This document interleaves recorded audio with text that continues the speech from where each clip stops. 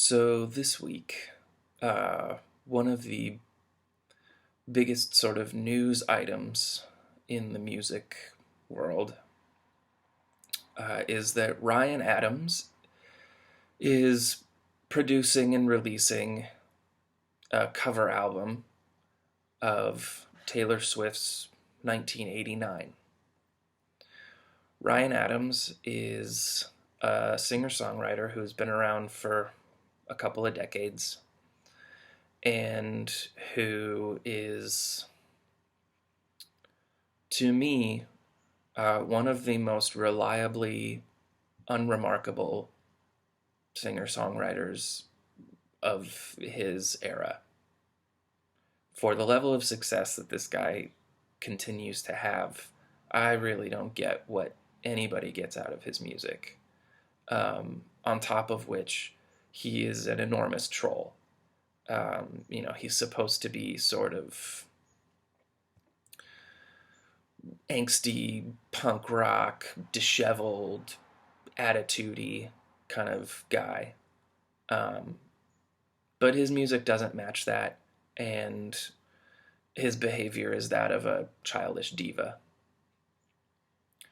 So, right off the bat, it's important to remember that that's the first layer of trolling going on here, is that it's freaking Ryan Adams. Come on. Um, and the other thing I think to remember about this is that Taylor Swift is, at this point, what most pop critics would call her imperial phase, which is a thing that giant pop stars have tended to go through over the last couple decades, where they will enjoy a period of success, usually over a couple of albums worth. It won't just be one or two hits; it'll be a string of hits, um, where they are basically untouchable. Um, Nobody sells more than they do. No one is more popular than they are, and critically, um, no one can really get away with saying a bad word about them. They are at the pinnacle of all aspects of success. Taylor Swift has been in this phase of her career um, for a year or two, really since 1989 came out. Um, but the thing to remember about this is that it is a phase. The imperial phase of a pop star's career is limited. Um, if it was 2012 right now, if it was 3 years ago, no one would be covering a Taylor Swift album. They would be covering a Beyonce album. Beyonce was kind of the last person to have this untouchable phase, and that has since faded for her. She's no longer considered the untouchable greatest pop star in the world. Taylor Swift has taken that over. And it's important to remember that with all the demagoguery around her, that this is limited. Give it 2 or 3 more years. She might even come out with another sort of world-conquering album. Eventually this will stop for her. Eventually this will go away. This is how pop music works. This is how it works for everybody. But giant, enormous pop stars like Taylor Swift and Beyonce tend to undergo these phases much faster than, say, classic rock bands or something. But everybody has it. Everybody who attains a certain audience will go through this. Everybody has a downturn, and it is coming for Taylor Swift. So let's just keep that in mind while we're all fawning over her. Like I said, paying attention to this, getting excited about this, um, is kind of useless. You are being trolled. We are all being trolled. And yeah, I mean, I read about it too, but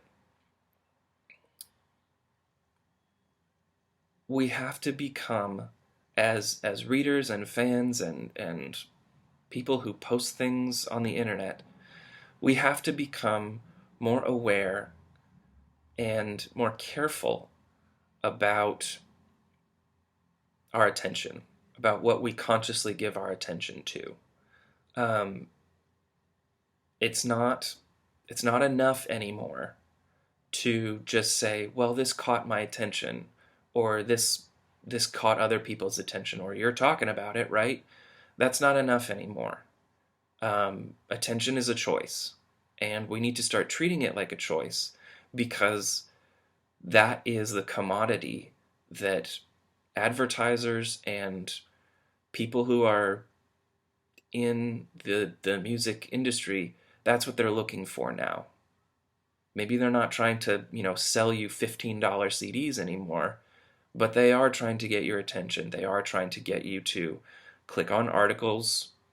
They are trying to get you to post things on Facebook and listen to these songs and give your attention. That's the only thing that they value now. And what you have to realize, what we all have to realize, is that because of that, your attention is not free anymore. It matters, it's not, it costs you something to read about crap like this, to give your attention to it, to spread it around.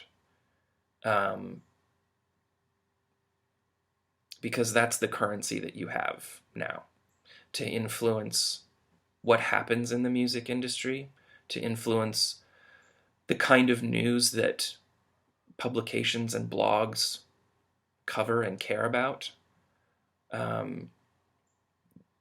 You're not doing that with your dollars anymore. You're doing that with your clicks and your eyeballs. And I think we all have to be more judicious about how we dole that out. You can't stop yourself from seeing all these stupid headlines everywhere, but can we all agree to not click on them and go down these rabbit holes? Because our attention is valuable now. Not really valuable, but it has been deemed valuable. You can't just give it away. You have to withhold it. It's a hard choice to make. And when you do that, it feels like being disconnected from culture, from the flow of information. But I really think that unless people start to put a lid on what they give their attention to, publicly and even privately, as far as clicks go and page views and stuff like that, all that meaningless, unmeasurable stuff, unless we put a lid on all of that, the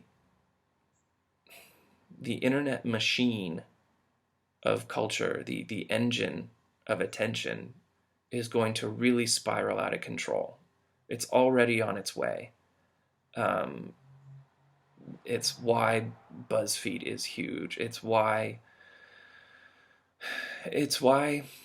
Ryan Adams and Father John Misty are covering Taylor Swift. Like, it's all about attention, about your attention and our attention as a whole. We've got to stop letting people get away with this. We've got to stop letting people who are making music and letting people who are listening to music cheapen everyone's experience by gratifying the desire for the lowest common denominator, for the quick hit news item.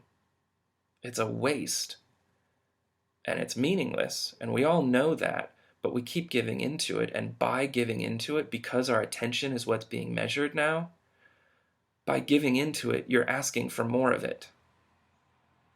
So we've all got to stop doing that.